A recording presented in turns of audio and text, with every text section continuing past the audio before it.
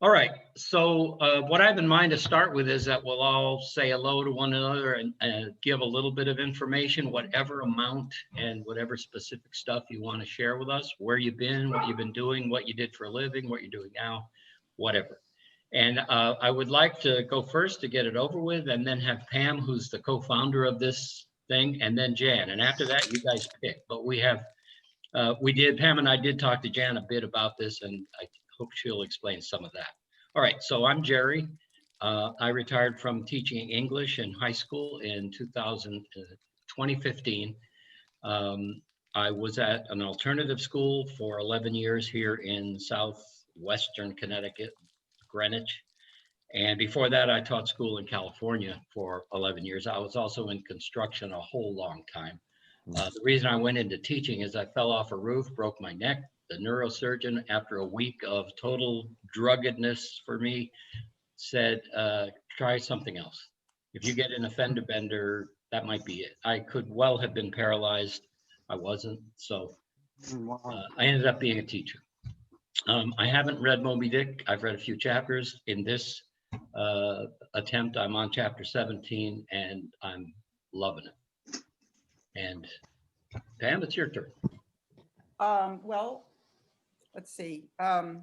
Jerry and I met many, many years ago in Indiana when he was in college and I was in high school, and we struck up a friendship, and which then became another new sort of friendship 50 years later when we reconnected on Facebook, I think it was. Anyway, and I have been an American civilization student in college and in graduate school, and have enjoyed American literature all the way through.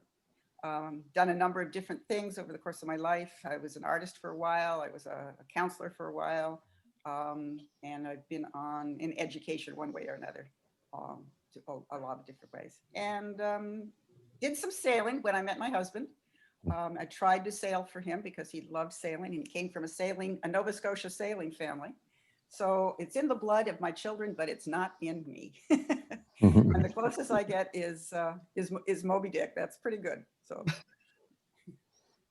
oh, and just to introduce Jan, Jan was the person who got us together on courses. She's taught a course last semester with the Open University of Wellfleet, and which was absolutely wonderful. It was on the Scarlet Letter and The Great Gatsby, and she should introduce herself. Thank you for that. It was a pretty big class, and I think we had 20 people on Zoom. And my favorite students were Pam and Jerry. I was a high school teacher, middle school and high school teacher for about 30 years, and I left teaching. I wouldn't say I retired because I was sort of young to retire, and but I had always worked in private schools. And then I did some different things. I've moved to the Cape. I live in Harwich, Massachusetts. And when I first moved here, I started taking these courses at the Open University of Wellfleet, which was really kind of small. I don't really know how to describe it. Maybe a small mom and pop university that was started by a retired professor who taught courses, which I took. And I offered to teach a little while ago, and then this fall she said, "Why don't you teach? I'm tired of teaching." So that's my story. I actually spend a lot of my time painting now, and I read Moby-Dick twice, I think, and I don't even remember it. I really have sort of Moby-Dick phobia, but I signed up for this other course at the Open University of Wellfleet. And then when I had the opportunity to join this group, I jumped on it because I feel like there's something in the book. I need to figure out what it is. Anyway, and okay, I'm not a sailor. And let me say also that Pam and I took your class. We loved it. It was 5 sessions. There even was a 6th. You said, "Come on back if you want to chat." And we ended up chatting more about those 2 books. And here comes Becky, by the way. And then we were looking into the next offering, and that was Moby-Dick starts in January, and it was full. So Pam and I thought, pretty much at the same time, well, why don't we do it anyway? We just won't be in that class. And we told you about it and heard that you were enrolled in that. And you're also interested in the one we're doing here. Right. So I'm taking 2 Moby-Dick classes. Whoa. Wow. Wow. But one, yeah, but in a way, it makes a lot of sense. It'll just be a different take on it. So it better be a good book. It is. Fingers crossed. And this Oh, it one's is. going to be a smaller group. The other group's probably going to be 18 or 20, right? Yeah, it's going to be 22. Also, I'm probably going to be much more reserved in that class and listen, because I think that's good one of the practice for reasons we me. wanted to do it on Thursday is because you'll be taking the class on Tuesday, correct? Yeah. And so she'll get all the neat info from the professor and be able to tell us expert. what we're missing. So You'll have all the answers. Yeah. have all Yeah. the- There you go. For the first time in my life. Yeah. All right, so Becky, hi, we just started. We're taking turns saying hello by saying any amount we care to talk, to share with other people. It's been me and then Pam and then Jan. And who wants to go next? I'll go next. No, speak right up. Apologies for being late. I was on another Zoom that was supposed to be over at 1. Anyway, I go back with Pam almost as far as Jerry. We were on the same floor freshman year at then Pembroke, now Brown. And we've been really good friends ever since.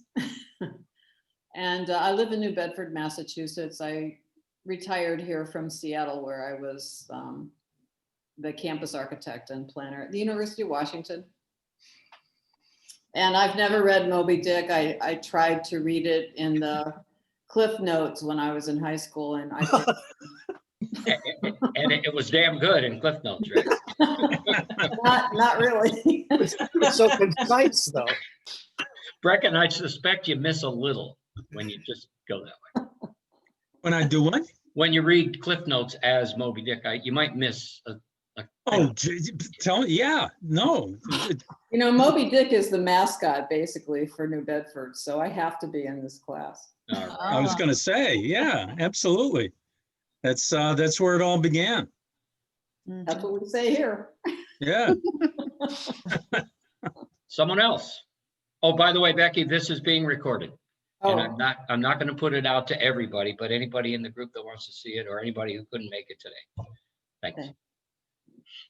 Anybody else? I mean, who's next? I'll go. Hi, Del. I'm Del Shortliff. I'm a retired middle and high school English teacher. I taught for 41 years, mostly north of New York City and Westchester County. But at the very end, I was in southwestern Connecticut, in Westport, Connecticut for the last 4 years of my teaching career. I still live in Norwalk, Connecticut. I was an English major in college, of course, and I did my honors thesis on Hawthorne and Melville. And so that was 47 years ago. You can't look to me to have a very sharp memory about any of that. Hawthorne more than Melville, but I loved Moby-Dick when I read it. And about 6 years ago, I got it on a Kindle and tried to read it. And reading on the Kindle just didn't agree with me very much. So I didn't get very far. But I was enjoying it, and I was realizing that I was right, that it was a terrific book, incredibly well written. And I just started reading Filbert's book at your recommendation, Jerry, and I like it too. And I read his book about the real, I'm forgetting the name of it, about the real Essex. About the Essex, yeah. Yeah, I read that and thought that was fantastic. So Yeah. I have at times been pretty immersed in this, but not for a long time.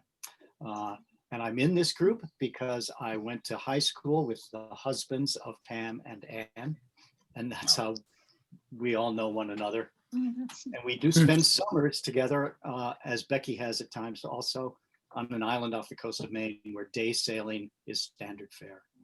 You know, so we do go out on boats at least. And regardless of what you said, we're going to expect you to be an expert. You did a honors thesis on those two guys. Come Yeah. on. You will be. Well, I'll go next. I've known some of you, let's see, Pam and Dell and Becky, and for 40 years now, which is kind of shocking, as we all met through these mutual high school and college friends. I am not a retired teacher of any kind, although I thought at one time I would be a French teacher, but I did work in the construction field for a few years and went back to school and actually became an architect. So I'm retired from that. I live in West Newbury, Massachusetts, and I have never read Moby-Dick. We did all go last year to New Bedford, a bunch of us, to Becky's house, and we participated in the marathon. We all had a chance to read aloud, which was really fun. So I guess what I'm looking to this group to do is give me a framework and a discipline to read this book. And also, because so much of my life is on Zoom now, to have some new people as part of my Zoom groups. That's Got it. You got it. Thank you. I'll go next if you want. Sure. I'm Deb Miles. I'm down in Clinton, Connecticut. I taught at Haddam Killingworth High School for 38 years. I'm certified English and history. I was primarily an English teacher and curriculum coordinator, and I've taught 12 years at Quinnipiac University in their graduate school, mostly education courses, but I was part of the New England Studies group. I have never read Moby-Dick. I was supposed to in both undergrad and grad school. I read the Cliff Notes.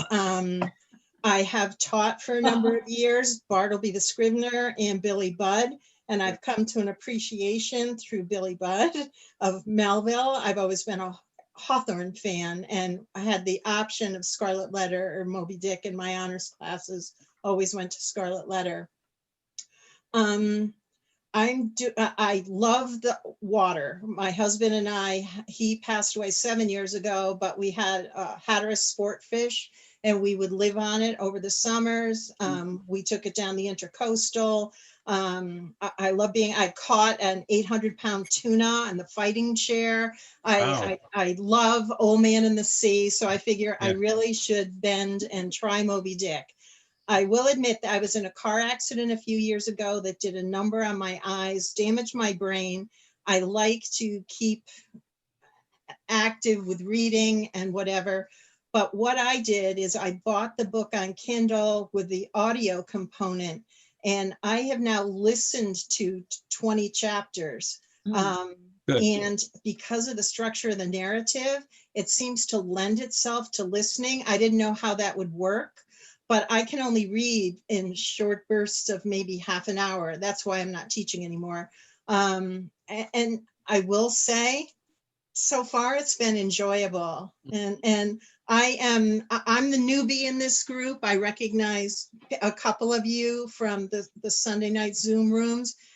Jerry and I both went to Guilford High School, but we were a number of years apart, and we only met a couple months ago when I was a sounding board when he was preparing a Chaucer presentation for a different book group. So I was flattered to be invited into these different groups that you all seem to be interconnected, and I'm kind of the odd one out. But thank you for inviting me and having me here. I look forward to this. And let me put in a plug. I'm in a group called the Great Books Group, and we meet once a month. The people that are in that are all of an age, and they're very serious about it. It's adult education, I guess, but there's a certain way they do it. They meet for 2 hours at a time. And I had done a presentation, or I had facilitated one much earlier, and I put out a thing on Facebook and said, anybody know The Pardoner's Tale? And I was familiar with it, but I wanted somebody to go, back and forth. So Deb said, sure. And we did a couple Zoom conversations that were lengthy, I think. And all the time she'd say, I'm sure I can't help you at all. Wow. It went so much better because I had that feedback and the questions I wasn't ready for. When I went to the real thing, I could have smoked cigars. Yeah, it went so much better. So thank you, Deb, and you'll be invited to lots of stuff if I have anything to do with it. Well, thank you. That's sweet. Thank you. And Deb, I'm in the same boat. I don't know anybody but Jerry and Pam, and I just met them 2 months ago. So Good. yeah, just so you know, you're not the only newbie. We're in this together. Is there anybody landlocked who wants to say anything? Sounds like Rick. If Rick does, he's got to go unmute.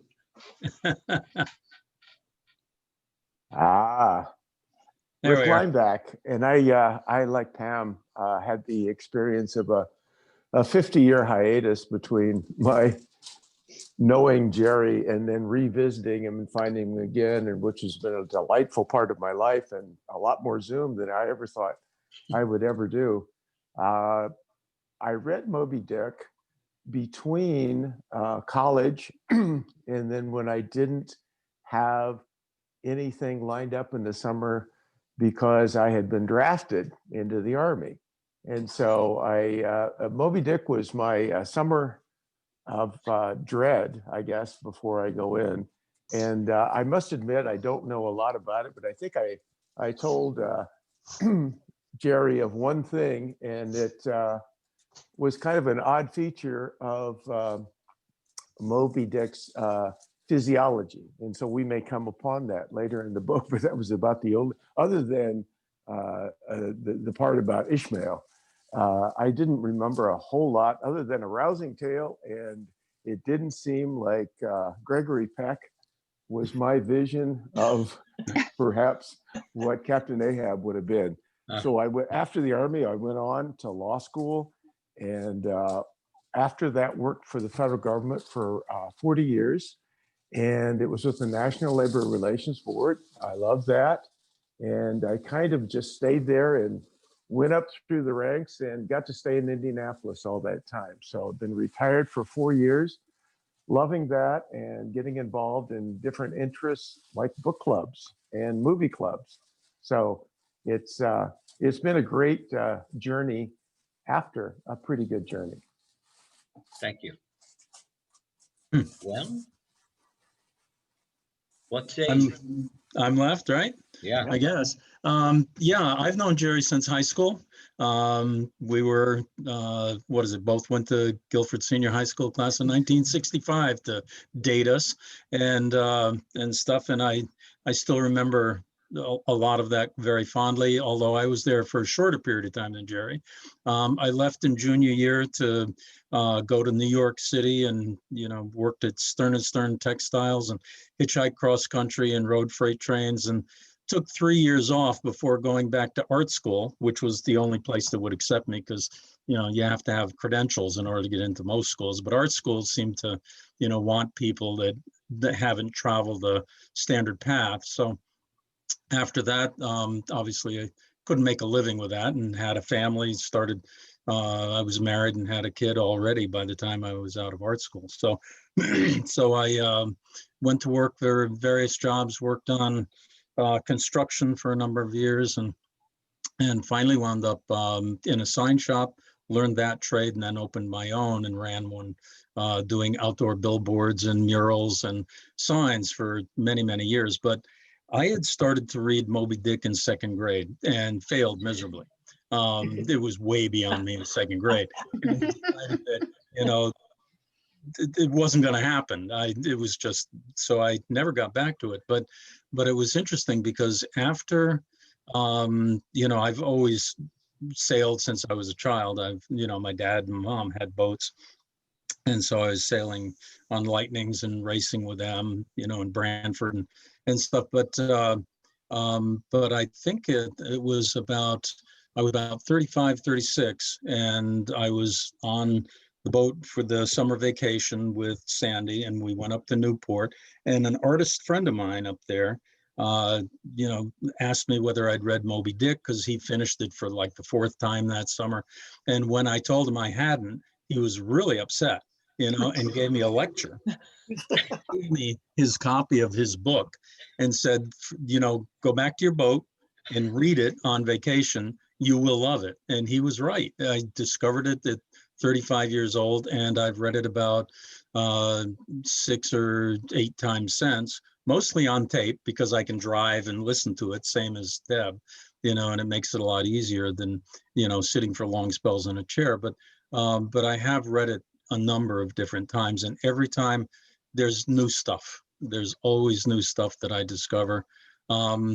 very briefly, the sailing part of my life was after 23 years of, when my son got out of college, I realized that I had a revenue stream that I could use for myself finally. The last child's out of school and stuff. And I was sitting there and thinking, what am I going to do with my life now that I don't have that particular responsibility anymore? And I have wanted to sail around the world my entire life. And so that was it. That was going to be it, so I called the Armchair Sailor up in Newport. They started sending me books on how to do this thing, and, so I spent 4.5 years living on a 27-foot Pacific Seacraft sailboat, sailing single-handed around the world. And my wife, Sandy, joined me about every 5 or 6 months. She came twice to New Zealand. She came to Tahiti. She came to, she traveled the world in pieces, a lot more easily than me. I just get the boat there and then we'd go sailing for a little bit, but it was, but that was an experience that also connected me, to some of the sea parts, the descriptions of sea parts of Moby-Dick, that goes even deeper. I also, there are some weird little connections. I was telling Jerry, and you push the button, I'm sorry, but I was at Nukuhiva, which was where he jumped ship from the Acushnet, and went to the valley, the Taipi Valley, the first novel that he wrote called Taipi.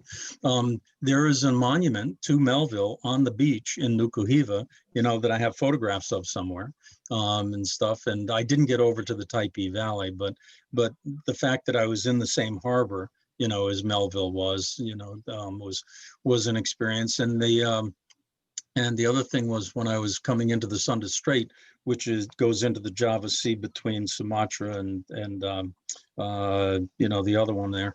There was I was reading past Krakatoa. I was reading the book again for I don't know which time.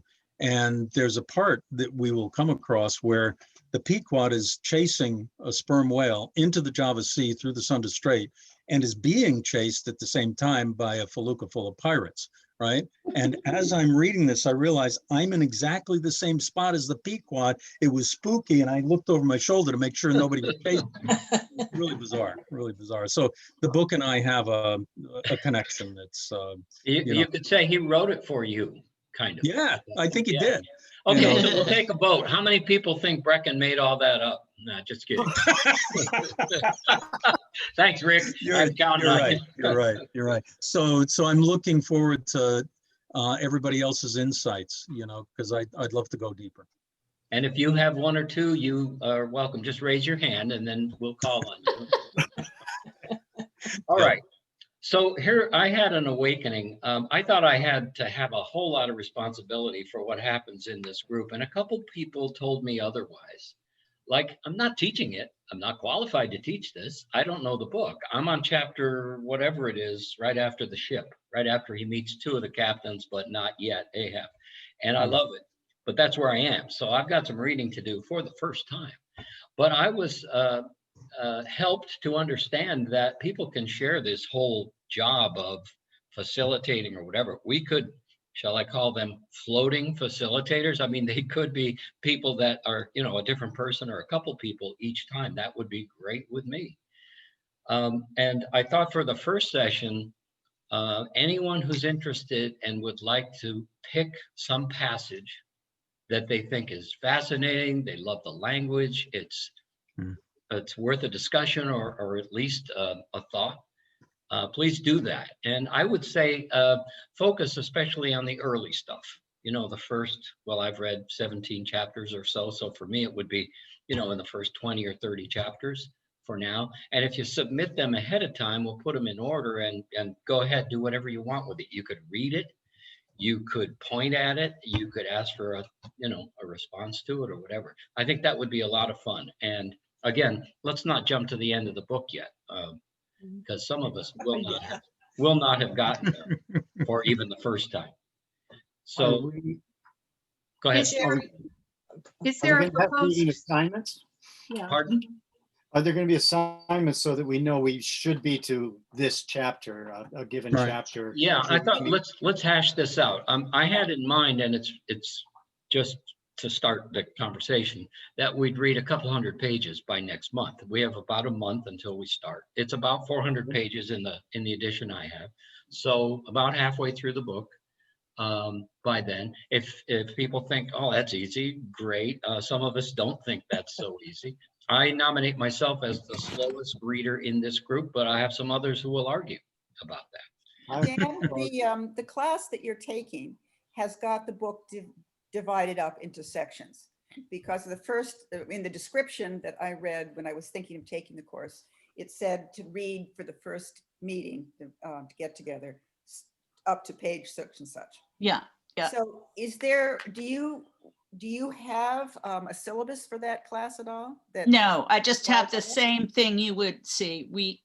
So I don't know how it'll be split up. I mean, I can look at the book and sort of, I can't remember that first assignment, but I could sort of split the book up into similar assignments. And we can see if that's working, you know? Yeah. Well, my thought is that we don't necessarily have to have the book read all the way through, certainly. Oh, yeah. Yeah. You mean by January 14th? Yeah. Oh, yeah, I can't. Yeah, and full confession, when I talked to you and Jan, before we really said, okay, we're going to do this, I was thinking, since they're doing 5 sessions and they're every week consecutively, 5, is it Tuesdays or Mondays? Monday morning. Monday mornings. And I thought, well, we could kind of synchronize. And if you're going to be part of both, you could, give us some of the expertise. You wouldn't have to come over and just tell us what the sections are about, but you'd know what they covered, and you could tell us if you think it's paced about right. So that was in my mind, but I'm not insisting. And my attitude is, let's try for a certain assignment for a month from now. And by the beginning of January or the first week of January, if we get a lot of feedback saying this is a killer or this is a cinch, we can adjust it. Yeah, how's that sound for people? Yeah. I That's really Yeah. I need to have a target for Yeah, sure.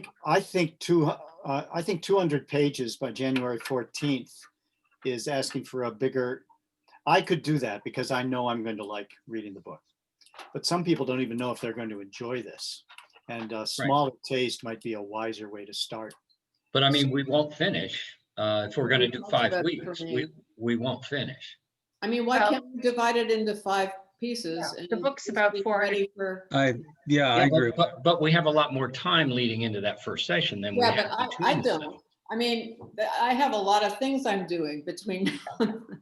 Yeah, but I mean, you won't have things to do between session 1 and 2 or 2 Well, and that's 3. why I was actually asking if we couldn't do it every other week, but. Right. But We can set a target of 200, and it's a kind of group where if you can't do it, nobody gets in trouble. I'm not worried about getting in trouble. I'm worried about being able to talk about the things that are being discussed. Right.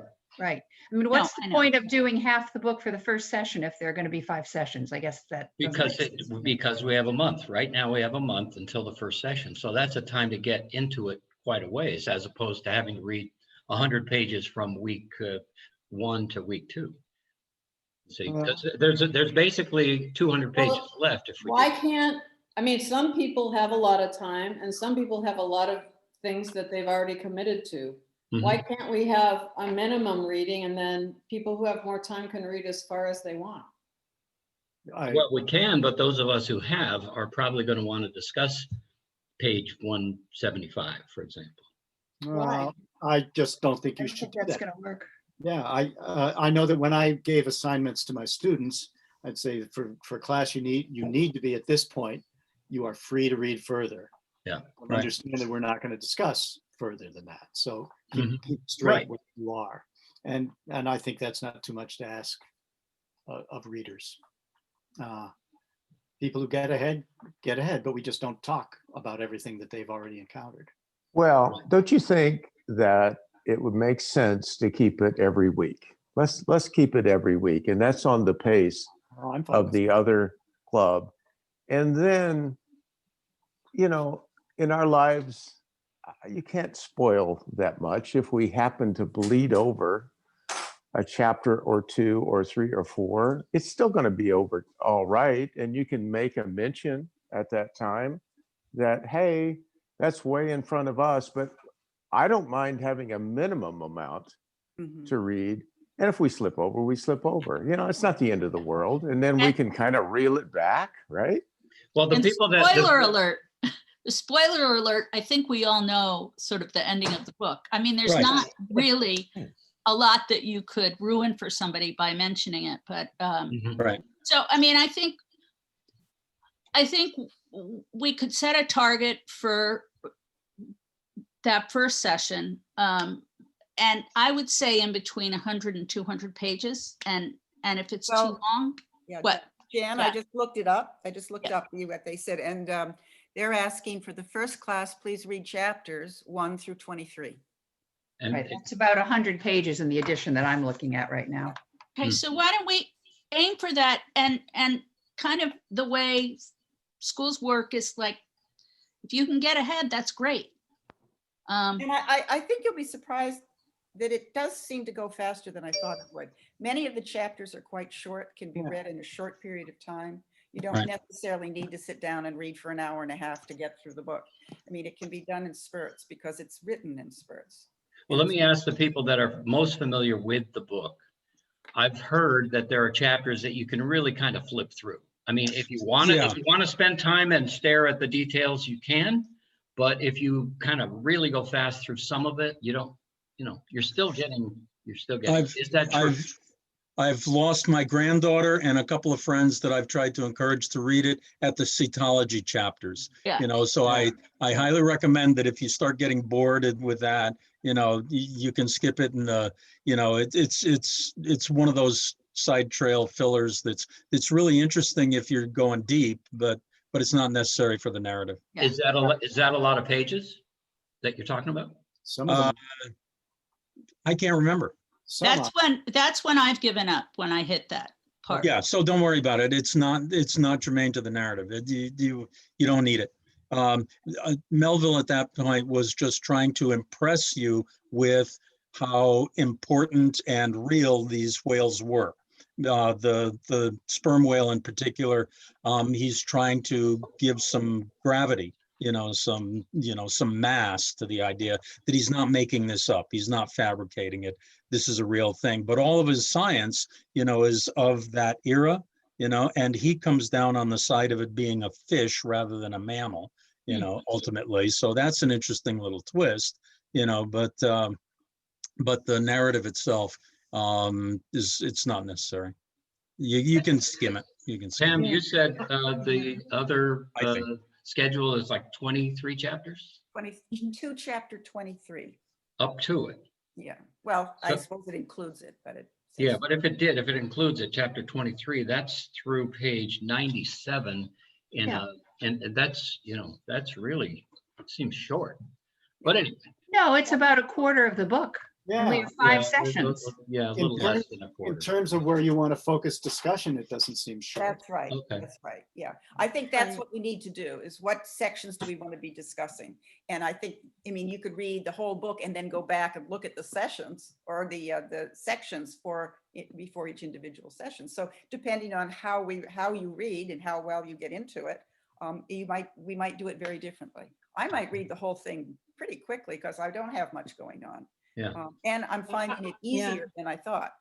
I agree. Listening to it too, I looked and you can read the entire thing in 23 hours. And it took me, over 3 or 4 days to do. I've done 23 chapters now. Some of them are only 6 or 7 minutes long. Right. There are a few that suddenly go up over 30 minutes. But what I liked, Jerry, in one of the emails you sent out, you asked the question, like, what kind of narrator is Ishmael? And I always like the idea of the validity of a narrator. I like having a couple of questions to focus on when I read that are kind of percolating in my head.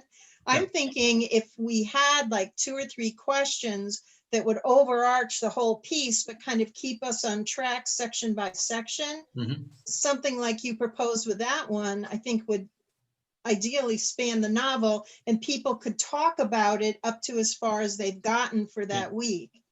Yeah, well, I sent that out when I had read 2 or 3 chapters, and I thought, okay, so there's a tone here. It's recognizable, and maybe not everybody gets the same tone out of it that I do. So there's a brief chat anyway. And also, what do we know about the narrator just on the very first things that we read? But that's my kind of question, and those are 2 that we could throw at everybody for the first session.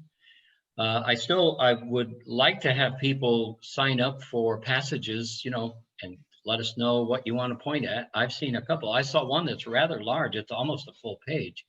And I didn't understand almost any of it, but I love the sound of it. So, there's an example. I thought, wow, I don't know if this is poetry, but I like it, as I think, yeah. So, for whatever reason, I was in a book group where there was a person, it was a group of about 18 or 20, and there was a woman who always would come in with a clipboard, a list of all the things she liked about what we had read. And she would just read those things, and she wouldn't say anything about any of them. And after about item number 12, you said, okay, you liked it, that's good. But she didn't expect to talk about any of them. Well, if you have one and you want to just leave it there on the table and walk away, great. But if you want to talk about it or get us to talk about it, I think that's a great idea. Jerry, I like that idea a lot, that we are pointing to the things that we like or that we don't like. Sure. Yeah. Or understand or don't understand. I love that too. I mean, Right. I feel like this is a group where it'd be great if we can sort of say, okay, we don't have anything to prove to people anymore, how smart we are or whatever. And there's so many things I don't understand in books. And as a teacher, I would have to sort of figure my way how to dodge around it. So I didn't really have to get confronted with the question of what does that mean? And I feel like here I can say, I really don't get this paragraph. What is he talking about? Well, Jan, I told you before that in the course that Pam and I took with you, one of the charming things is sometimes somebody would say something and you would tilt your head and you'd say, I hadn't thought of that. And that's just comforting. It's like, wow, we matter or whatever. So I love that. Yeah. Could we create an online document where that we all have access to, like a Google Doc? Mm-hmm. Where we put, here's the passage that struck me and here's why it struck me, and we could have that before we even meet? Yes, I That's think a great idea. that I would like be that idea. wonderful. And Del, maybe you know more about how Google Docs work. I use them, but I have some people say they don't have access to them. And I share it, and it warns me when I'm about to share, this person doesn't have Gmail or whatever. But could it work for everybody regardless of?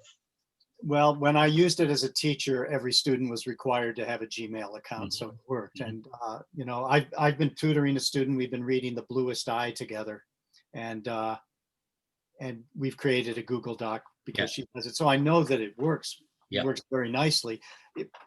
People who don't have a Gmail account could easily create one just for the duration of this group, if that's all. Does everybody have a Gmail account? Yes. I do. Anyone not have one? I'm not sure. I think my wife set one up for me that I never use, but Yeah, I don't think she canceled it. same here. I have one. I just don't use it. So Okay. presumably I can use it. So Del, feel free. Do you want to set it up and send it, or? I'd be happy to. Okay, Happy to. great. And I would say that as far as what you put for a comment or any kind of explanation for what you put in, it doesn't have to be extensive. It could just be a starter comment. Yeah, I mean, not you, but anybody that fills in the blanks. No, it could be a question. Here's my question about this. That'll be fun. And the other thing, Jerry, give them the website for the Power Moby-Dick. Yeah, and I'll send it out. I have it on a piece of paper. It's called Power Moby-Dick, and it annotates it annotates a lot of stuff, and it's really accessible as opposed to footnotes. It's right there in the margin. It's color coded. I don't understand it all. I don't know that you're going to want to use it all the time. I don't want to use it all the time. What I found that the way I'm using it is that I hate stopping reading to look up a word. It disrupts for me the flow of the language and the meaning. So what I have been doing is reading a chapter and then going to Power Moby-Dick and looking at what they've what they have pulled out and explained. Yeah, so Many you're of the you're things- kind of rereading the I'm chapter. rereading the chapter Yeah, a little bit, but that's great. basically just looking at what they're explaining. And it's mainly a dictionary kind of Yeah. explanation. There's Mhm. not really a whole lot of analytical stuff. Here's But how I terms, there are sort of both Navy and maritime terms, but also archaic terms that they will Yeah, explain. that's Yeah, I great. think Brecken wrote most of them, and Ann did quite a I bit. did. Yeah, but the way I stumbled on it is I came to something that was totally unfamiliar, and it was not a sailing term as far as I knew. But I thought, I just want to know what that is, so I Googled it, and the first thing that came up was this website, and it took me right to the page. It's very accessible. I'll send the link to everybody. And I'll But I recommend really the book that Brecken recommended by whatever his Oh, name is. Philbrick, Nathaniel Yeah, Philbrick. Why should you read Moby-Dick? Not a mandatory read, but I find it like I read a chapter of that and I go, It's- I got to get back to Moby-Dick. I got to read this. Yeah, because he's a Yeah. real fan, shall we say. Yeah, I Yeah, got it for from sure. the library. It's that thick. It's Okay. tiny. It's tiny. It's a tiny book, and it's brilliant. It's absolutely brilliant. It's got so many little insights and little wormholes that bring you into stuff that you wouldn't ordinarily. And it relates it to stuff. It relates it to the Civil War. It relates it to his environment. It relates it to so much stuff. It's magic. And you can Get read out. it when you're in the Straits of Malacca, as far as I know. It's a great read. That one I didn't. I didn't read that till I got home. Yes. What I loved, I read I got the audio version from the library and I listened to it a little bit. And I love how they put it in the historical context of his of Melville writing leading up to the Civil War. Yes. And I thought, we're Yes. really in a similar situation with that kind Yes. of division in the country. And, it'll be interesting to see what kind of insights that the book offers about. I keep looking at that. All this American literature seems to be speaking to the time we're in right now. Yeah. Well, Yes, very Jan, the much. course that we took on Hawthorne and Fitzgerald, you had a book you recommended that was about Gatsby, right? And it was So We Beat On, famous line from the end. So we beat on, boats against the current. And this title was So We Read On. And that writer was a major fan of Gatsby and said, it's the best. It's the best thing. It's the American novel. So it's kind of fun to see. Here's one. I think this guy would say, this is the American novel. Right. Yeah. Yeah, for sure. Okay, I've talked. Anybody else? I will create this Google Doc and then the only way I can share it with everybody easily is for me to hit it with the same address group that you've been using, Jerry, to contact. Right. So if you get it and it doesn't, and you're not on Gmail when you get it, just forward it to yourself on Gmail and you'll be able to. Oh, I see. What it will be is an announcement that I am sharing this document with you. Okay, so if a person is not typically using Gmail, they'll receive your notice, but they won't be able to open it until they receive it in Gmail. Okay. That's right. And if necessary, write me back. Don't reply all, just reply to me with your Gmail account and I'll send it there. That's great. It's not a matter, I just hit share and then I put in all the email addresses I want it to be shared with. Okay. Great. Actually, you know what would be simpler? If I give you my Gmail account and then you write to me with your Gmail account, and then it'll be much easier for me to share the Google Doc. So are you saying you're going to go through it and look at Gmail, who has Gmail, or everybody Well, send I'm you going to something? say everyone get Gmail if you don't have it, and then write to me from that account in reply to write to me at that account. But I'll give you my Gmail account, which is not on the list. Oh, I see. Oh, Yeah. okay. Yeah, So- those of us who have Gmail don't have to do that, right? You've Well, got I our, think he wants everybody. Please do, because I want it all in one place. Okay. oh, Okay. It'll organize. All right. But my Gmail account, you should write this down, I guess, Yeah.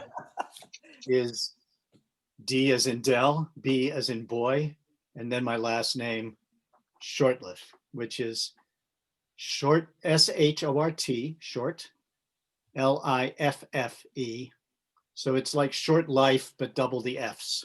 Yes, Uh, an effing short life. Yeah, there you go. That's right.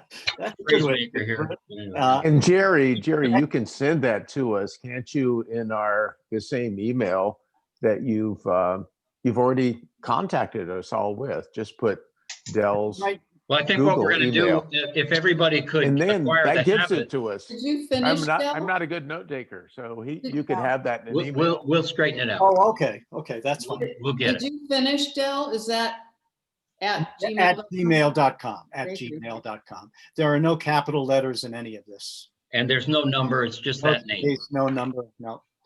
My name is Delbert Bruce Shortliff, so it's DB Shortliff at gmail.com. Okay, Yeah, Jerry, you can send that to everybody and then all right, send me Okay. their address. all right. Also, so what we agree on, we're going to read the first 23 chapters. Can we cheat a little and read the 23rd chapter in case they weren't assigning that for the other class? Oh, I'm going to read, yes. Yes. 1 through 23 includes 23. I'm going to read 24, but I'm not going to tell anybody about it. 1 through 23. That's, I'm almost there and I'm not a good reader. So, okay. I don't think anybody will really have any problems with it. Yeah, okay. And then we're going to meet every week because my reasoning on that, and I've talked to some others, is that I think it's nice to keep in touch. And at the 2-week mark, it gets a little faded, in my opinion. I have to say, Zoom in many ways has been a lifeline for me in the pandemic. And I think this is part of that. Yeah. I'm already glad to be here. Yeah, I me agree. too, Me too.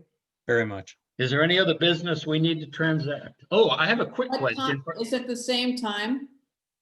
I have 1 o'clock on Thursday, starting on the 14th. 14th. I'm curious, for those of you who have read some of it this go around, is this a gender thing? The guys like this book. Do you? I haven't read it. I've noticed that there are no women other than sort of characters that come and go, but Yeah. it doesn't matter. It's an adventure book. It's an internal book. I think I don't think it'll be a problem. I agree. I like it better than I thought I would. Mhm. I thought I would absolutely hate it, and I thought I was going to say, "Get me out of here." But it's been okay. Good. And Brecken, is it an He's- age thing? Because like in 2nd grade, it just doesn't quite. One of the things that Philbrick says is that when you come to something at a certain age and when you're older, it often resonates much more. And I think that trying it in 2nd grade killed it for a long time. Yeah. I do think that coming to it at 35 was perfect. I still remember the first couple of days of reading nonstop, and remembering it being just delightful. And You know- rear-ending people on the highway as you're reading. Right. No, it's still pretty magic, I think. Yeah. And one of the things that Peter, my friend, told me is, relax. You're with someone who's taking you on a really slow, long, kind of conversation, and he goes off in 1,000 different directions. There are some little side tracks that he gets into where he's got somebody on the boat that tells a story that goes on for 3 chapters. Not necessary, but it's weird and interesting. Steel killed. At any rate, he said, just relax. You're on a long, wonderful ride. And he's a very entertaining conversationalist, very entertaining, and he's funny. He's got a great sense of humor. Oh, yeah. Yeah. So. Yep. Also for extra credit, if anybody wants to get a tattoo, can you please take a picture of your body part before the tattoo? Because we got to know that it's for this. You can't get credit for something you did for some other class. And if you get your whole body tattooed, we're going to want to see some very clear pictures of that. I'm just curious about this crowd. Does anybody have a tattoo in this crowd? I've always wanted one. I never got. You do, really? Yeah. What's stopping you, Pam? This sounds like a dare. Needles. Needles. Yeah, it's time. Come on, find your totem animal and put it someplace. I don't hear Rick chiming in. Rick, you gonna get a tattoo? Indianapolis? Are you kidding? That's me. Brecken, I like to get in trouble. Brecken and I in high school, we used to have fist fights. I'm the class clown. No, I am. And they would punch each other in the head.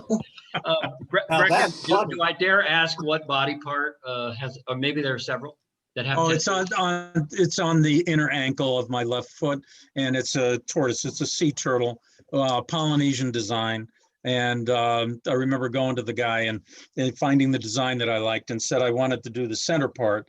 And if we get to that, I designed my own little thing that's the story of my life, traveling through, the spiritual and the physical universe and all this stuff. And I've got anchors and stuff. And I wanted a world religion symbol in each one of the flippers, at which point the tattoo guy said, "No, monsieur," it was in New Caledonia, "No, monsieur. That is too much. I can't do that." Design. Me killing. The flippers at least. So at any rate, yeah, it's no. So I had to pick the cross with an anchor to symbolize, all religious, spiritual, contact. Maritime, Yeah, religion. universal. As a follow-up to Jan's question, who amongst us has a child who has a tattoo? No. No, I do. Yeah.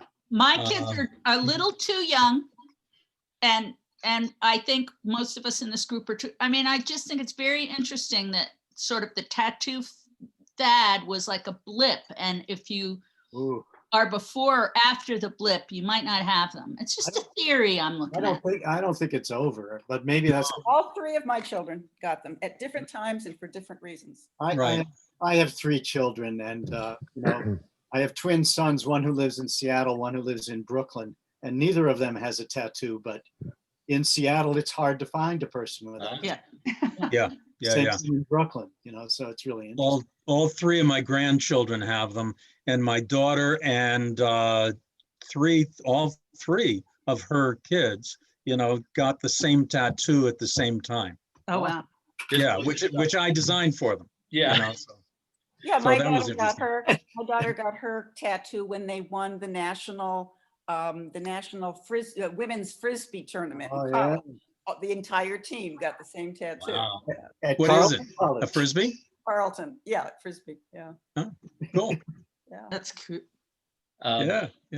Any other? Well, wait, Jerry, I do think that by the time we get through this, at the end of the 5 weeks, we should all have a tattoo chosen, in order to celebrate, the end of, Moby-Dick here. Are you saying we're all going to get the same, or we each have? Oh, we can. That's an idea, but no, I think. I think we should each choose one. Yeah. Yes, I And think we Pam, should You each get to choose one. pick the spot on the body where it's going to be done. That's right. Significant. Yep. Well, I'm not even going to the grocery store, so I'm not going to be going to a tattoo. No, this is going to be. We'll have True, it's not the best time to get a tattoo, is it? You're right. Okay, forgot that part. We're not going to get them. We're just choosing one. They're not going to develop a vaccine that There you also go. gives you a tattoo. Right. I got to write a letter right now. Okay. Are we all set? I think so, yes. 23 chapters, January 14th. Keep in touch if you have questions, complaints, whatever, and we'll get the thing from Dell pretty soon so we can get. Well, send out my Gmail account, and Yep. when I hear from people, I'll send it. I'll share Okay. it. Beautiful. Okay, thanks. Thank you. Thanks, Great meeting, everybody. Thanks, Jerry and Pam, for organizing this. Thank you. Keep And in touch. happy Yeah. holidays. Thank Merry you. Christmas. Yes, Happy happy holidays, holidays. Happy Safe holidays, holidays. everybody. Happy reading, everyone. Okay.